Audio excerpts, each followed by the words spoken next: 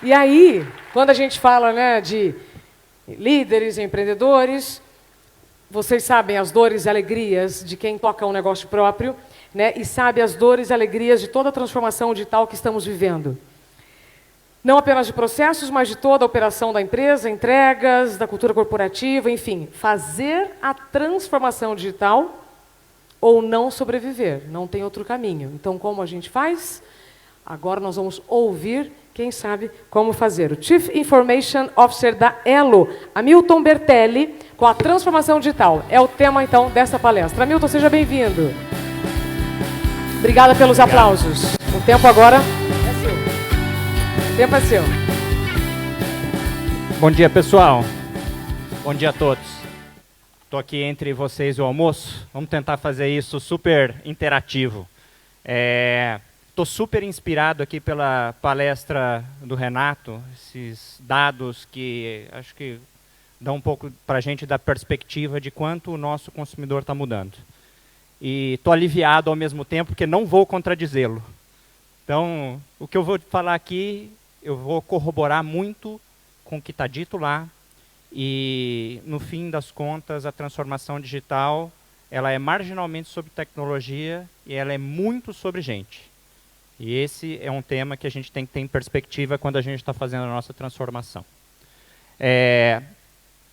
Viagens da família, a sua lua de mel, aquele encontro de última hora com aqueles amigos de infância que você quer fazer e que estão nos seus planos já há algum tempo, isso daí não mudou, né? Esse amor das pessoas por viajar, ele continua. O que aconteceu nos últimos tempos é que a forma de eu chegar lá mudou por conta de uma coisinha muito simples e muito pequena. Isso aqui, né? O celular é uma coisa que tem sido cada vez mais importante dentro da jornada que vai desde o sonho até a experiência do consumidor e de quem viaja, né? Alguns dadozinhos aqui, mais para ilustrar essa questão, né? 87% das pessoas usam a internet para planejar a sua viagem. É um percentual que é bastante significativo dentro da jornada das pessoas. 82% das pessoas já fizeram algum agendamento e algum booking online. 70% das pessoas que viajam, elas fazem alguma atualização da sua viagem dentro das redes sociais. Ou seja, é inequívoco que o celular, a internet, já faz parte da rotina das pessoas. Um dado que para a gente é super relevante, e imagino que o Renato vai aprofundar isso daí amanhã com os dados que ele montou, é que no Brasil 67% das pessoas usam o celular na sua jornada de viagem. É um número que é impressionante porque ele é o segundo lugar no mundo em uso de internet, de celular, só atrás da Índia, dentro do processo de viagem. Então, assim, se você for pensar o nível da relevância que o digital tem dentro de todo o processo da indústria de travel, ele é impossível de ignorar. Tem alguns dados que são interessantes aí por trás. Se 87% das pessoas usam, 82% das pessoas já fizeram algum booking online, só 50% da receita, um pouco mais de 50% da receita vem desses bookings online. Ou seja, ainda existe uma relevância do canal físico para que você feche viagens de maior monta. Então, esse é um tema interessante para refletir sobre como é que a gente está trabalhando esse tema da jornada online e se a gente realmente consegue transmitir a confiança que o viajante precisa para ele fechar negócios de monta maior, né? Dentro da jornada, esse final de semana, por coincidência, eu estava fechando um pacote de viagem para o meu aniversário no mês que vem, e eu comecei a pesquisar o que eu ia fazer de viagem, acabei fechando o negócio, mas a realidade que eu vi é uma realidade muito parecida com essa. Quer dizer, o mundo digital está em praticamente toda a cadeia, de ponta a ponta, do viajante, né?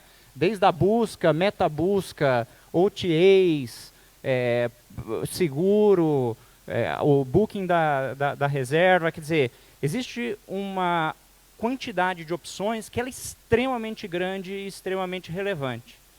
O que me leva a refletir, será que esse mercado ele já não está saturado? Então, para eu pegar e ver se o mercado está saturado, se não está saturado, eu costumo seguir o dinheiro, né? Aonde as pessoas estão investindo dinheiro, e se estão investindo dinheiro para que esse mundo digital aumente. Fui ver como é que as venture capitals estão se portando. Dinheiro de investimento em cima de startups para fazer, e aí nos das diversas fases desse investimento. No ano passado, globalmente, foram 843 milhões de dólares de investimento em 45 deals aí de captação no mundo de viagem não digital. Se eu der um passinho para frente, para serviços e softwares de internet e e-commerce relacionados a viagens, esse número salta de 843 milhões para 3,9 bi em 391 negócios que foram feitos. Aqui eu estou falando de mundo internet fora móvel. Agora, quando a gente olha para o móvel, esse número estoura. São quase 14 bilhões de dólares de investimento em companhias que estão associadas à indústria de turismo, em 355 deals, ou seja, ele é um mercado que tem bastante gente, e é um mercado que os investidores enxergam que ainda existe muito potencial. Ainda existe muito dinheiro para ser investido, e ainda existe muita oportunidade para ser explorada. Então aí a gente entra na questão fundamental da transformação digital. É a sobrevivência? É uma ameaça? É uma oportunidade? Para mim, claramente é uma oportunidade quando a gente pega e olha para aquela figura anterior. E eu queria deixá-los super tranquilos que vocês não estão sozinhos quanto esse chihuahua fofo no meio do deserto, né? A gente, eu sou da indústria de pagamentos, e na indústria de pagamentos essa transformação também está acontecendo com uma velocidade gigantesca e com um desafio que faz com que a gente pense todo dia sobre qual vai ser a nossa existência no futuro, né?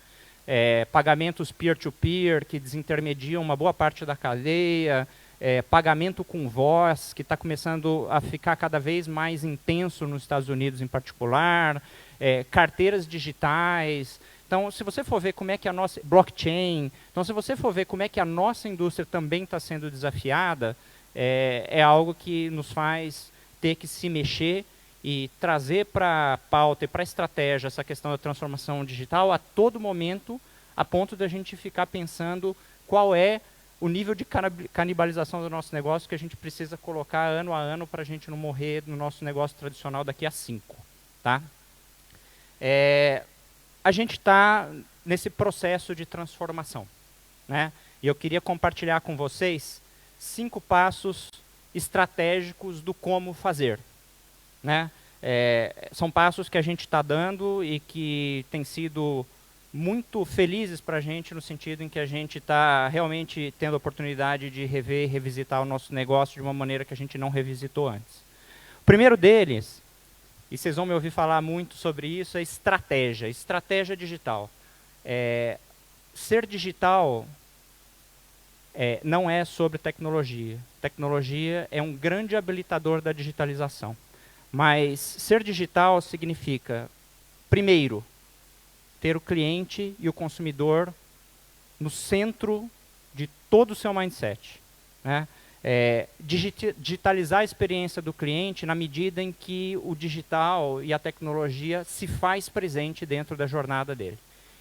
Esse conhecimento do cliente e esse encantamento do cliente, ele é um dos grandes pilares para que você tenha a sua estratégia de pé. Como é que você vai usar a tecnologia e como é que você vai usar a forma com que o cliente se conecta com a tecnologia para trazer conveniência, para ser relevante e para encantar ele no momento em que ele precisa.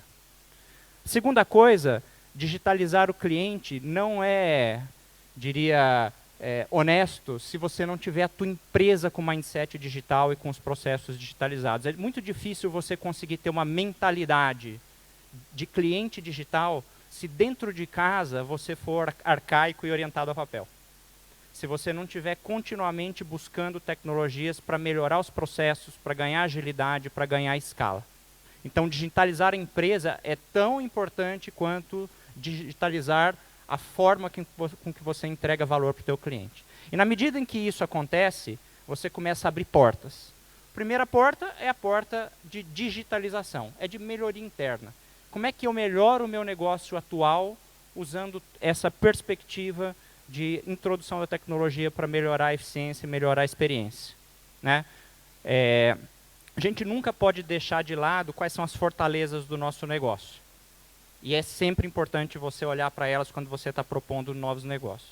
E a segunda, de fato, é criar novos modelos de negócio, né?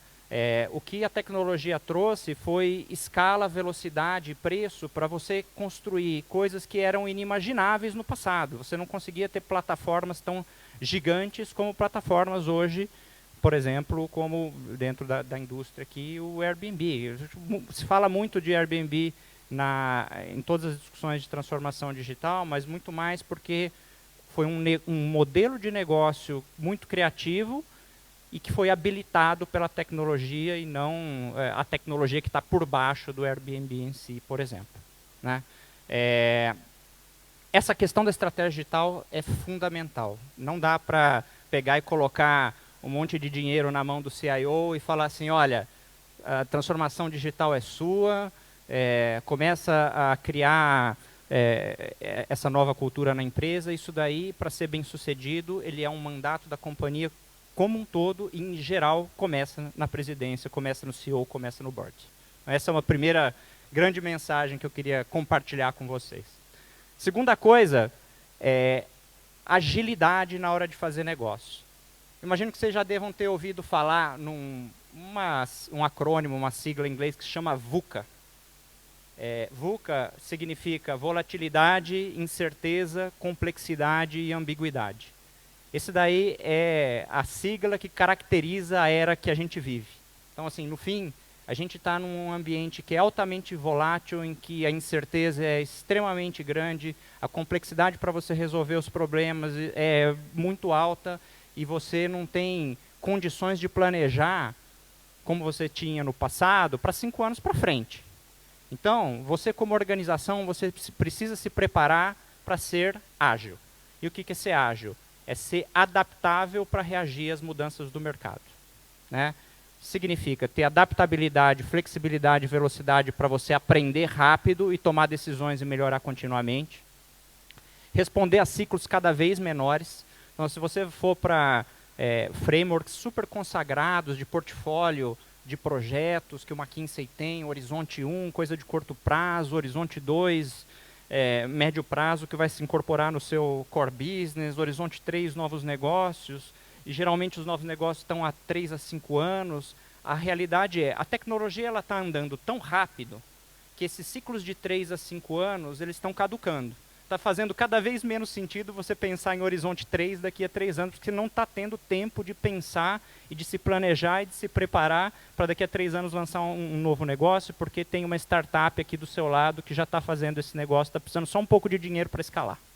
Então, esse é um desafio grande, né, de como é que você é rápido, responde rápido e incorpora rápido esse tipo de novidade dentro da tua cadeia. E, obviamente, execução. Foco frenético em geração de valor para o cliente, porque no fim do dia é isso que vai fazer a diferença. É o cliente que decide. O que o Renato falou aqui, né? O cliente está se apoderando.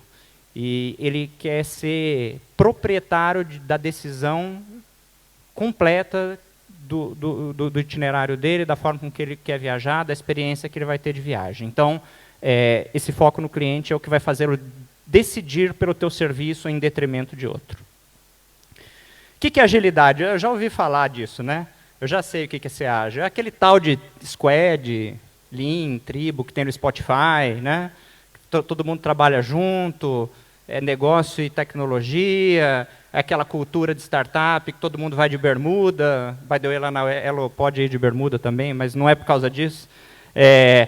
essa é só a ponta do iceberg. Isso daí é a forma de organização mais básica e que está na superfície da agilidade.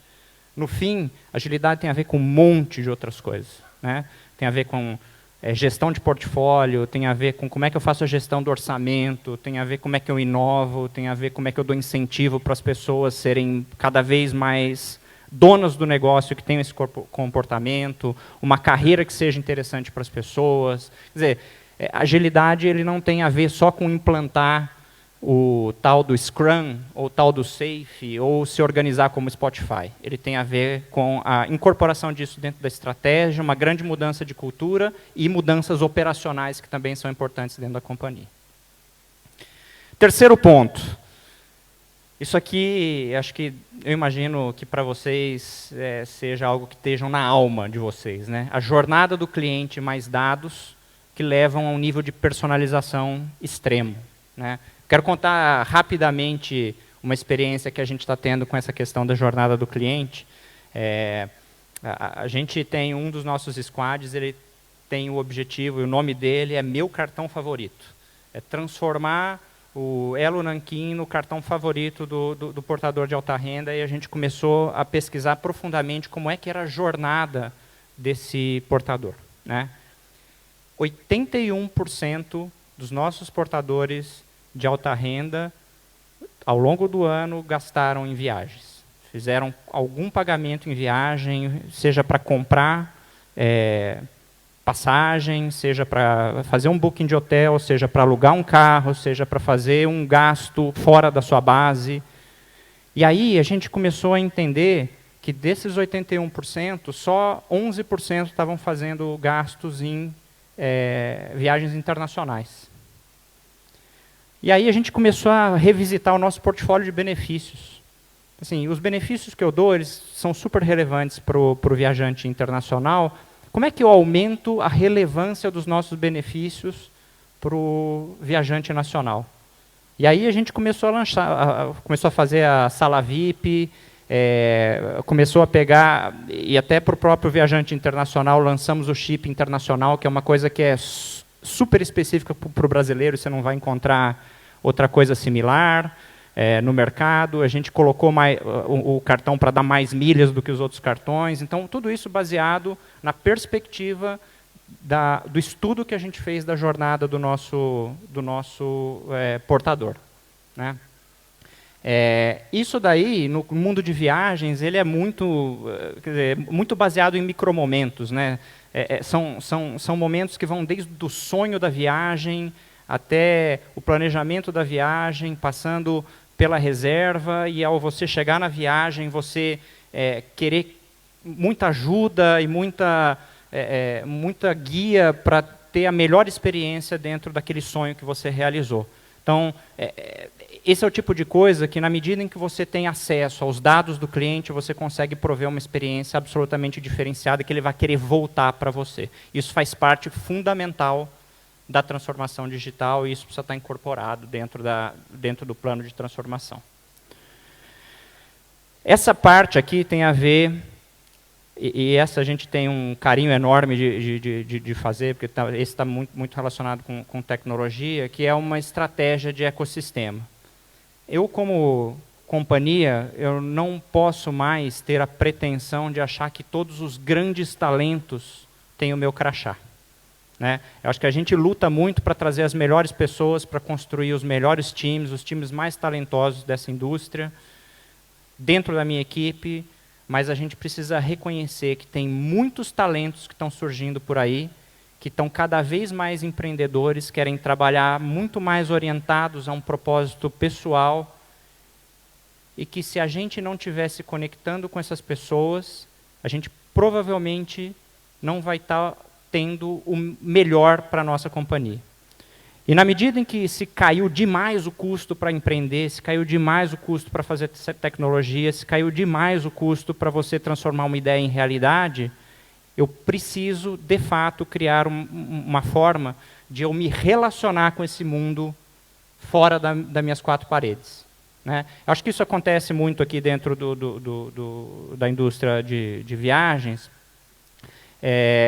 Agora, o que está acontecendo, se você olhar para aqueles 13 bilhões de investimento que estão chegando, que foram feitos em 2018, imagina quantas novas companhias com novas ideias de novas oportunidades estão surgindo. Por que não criar um canal para fazer grandes parcerias com esse mundo que está surgindo e fazer isso virar serviço de valor agregado da minha companhia?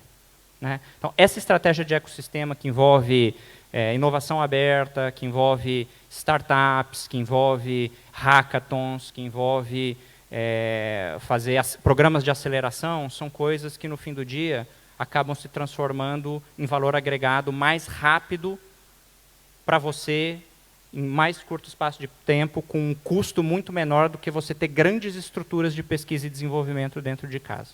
Então, esse é um dos pilares da nossa estratégia de inovação da Elo, por exemplo.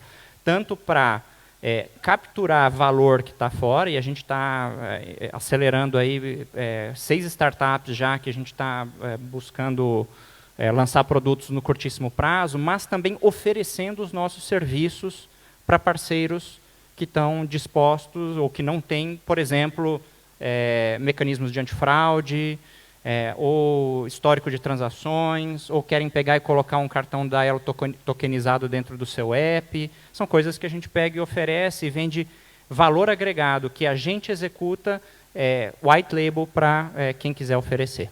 Então, isso daí é a estratégia de ecossistema de inovação aberta que cada vez mais é importante dentro de um mundo de transformação digital.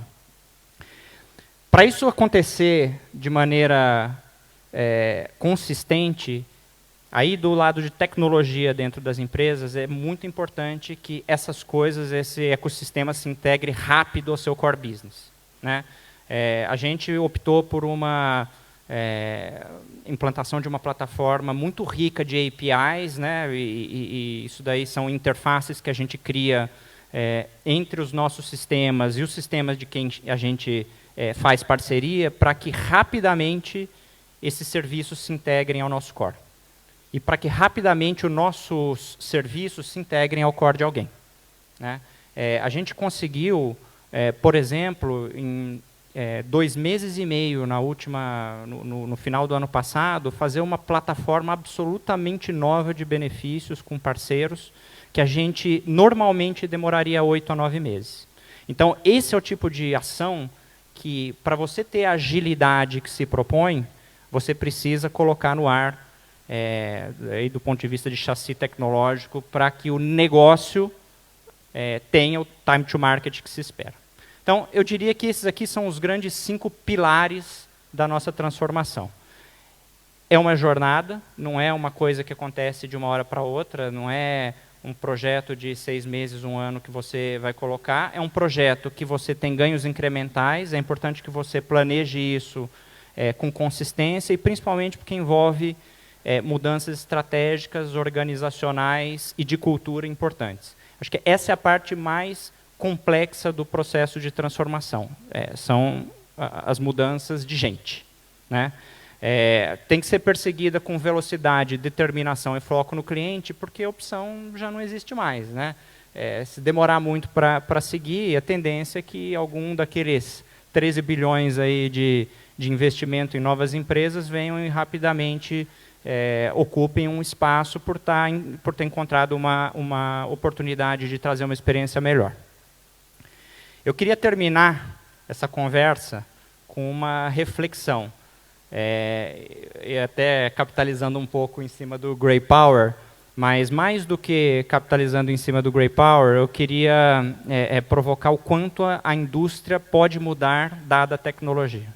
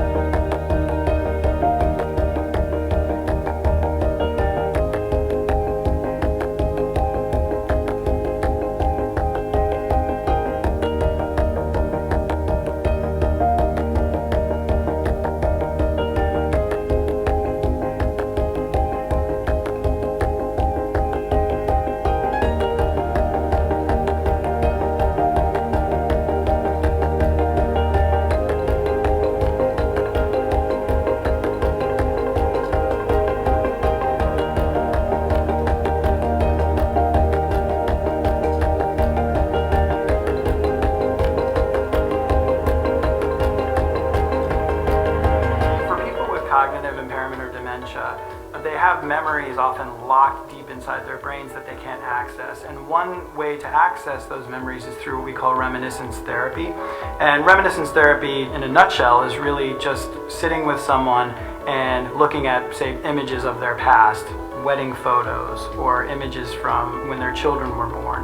And those things can spark memories that are sort of dug into the brain. And it can be very, very powerful for people to see those images and then experience the emotions around those images.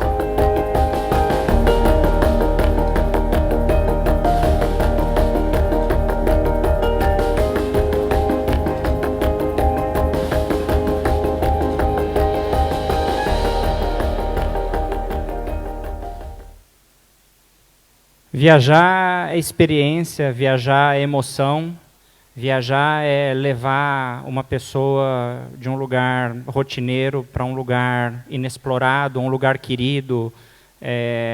Não é um negócio que não está coberto de gente nisso. Aqui eu pensei, falei, vou trazer Avatar, vou trazer Matrix, que isso daí no fim praticamente, né, são grandes provocações de você levar pessoas de uma realidade A para uma realidade B usando tecnologia, mas eu fiquei muito tocado com essa provocação aqui, porque ela já é real, ela já está aqui, está sendo usada para provocar emoções nas pessoas. É um jeito de viajar, né? Como é que viajar vai ser no futuro? Vai ser estar, mas vai ser eu levar pessoas. Eu posso levar essas pessoas através de tecnologia sem elas saírem do lugar. Né? Como é que isso se conecta com o mundo de vocês? Quais são as novas formas de viajar que vão aparecer, que vão ser habilitadas pela tecnologia? Isso faz parte fundamental da transformação digital, é para vocês pensarem com carinho. Obrigado, pessoal.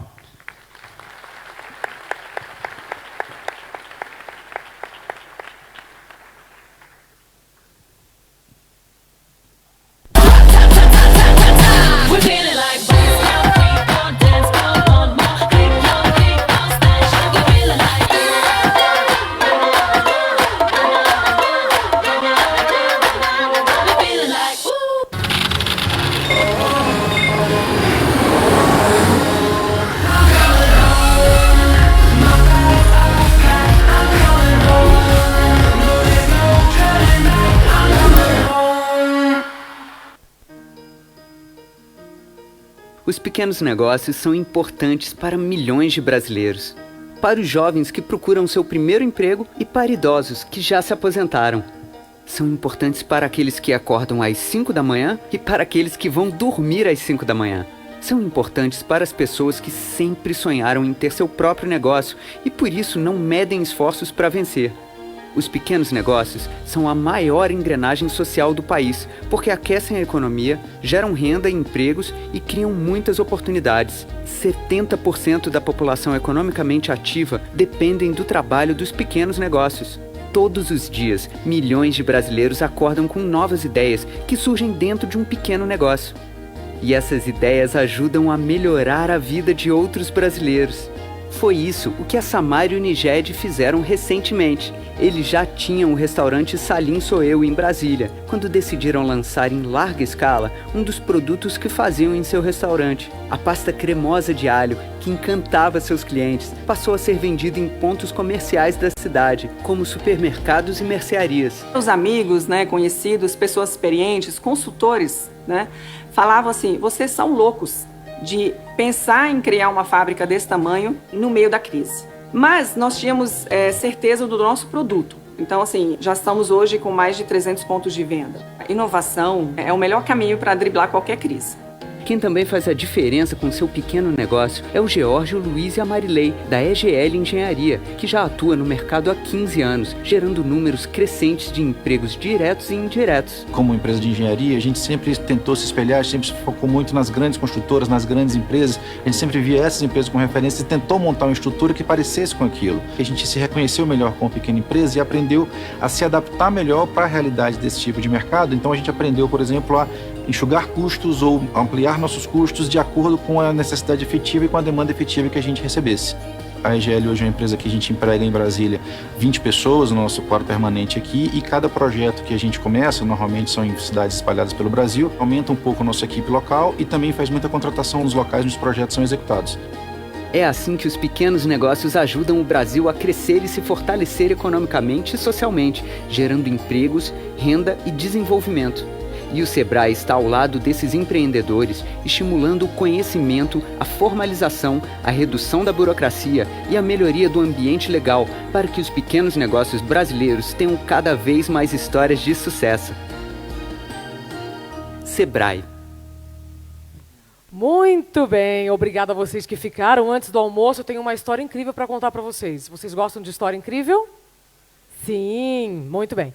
Como é que a gente faz para transformar ideia em produto?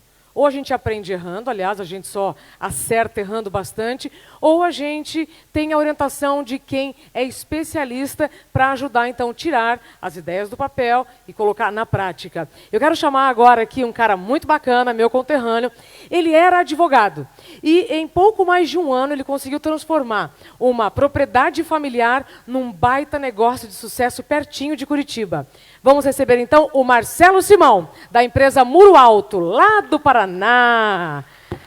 Tudo bem, Marcelo? Olá, Isabela. Boa tarde. Uma boa tarde a todos. Tudo bem? Bem-vindo. Bem. Ó, agora, tudo isso, hein? Nós ensaiamos ontem, tá, gente? Então, ó, vem cá, Marcelo. Marcelo sabia tudo de direito, tudo de leis, né? Mas essa história de sucesso, ela começou com uma perda, e aí vocês reverteram o jogo. Não tive a mesma sorte que o Zé teve hoje. Cadê o Zé? O Zé é um cara de sorte. Zé, você é um cara de sorte. Eu não tive isso aí. Infelizmente, meu pai faleceu quase 2 anos atrás, num momento de transição importante.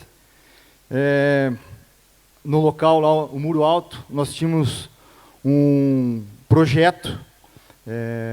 E o pai dizia o seguinte, que aquele espaço não podia ficar só para nós curtirmos de final de semana. Nós deveríamos fazer alguma coisa, investir em alguma coisa.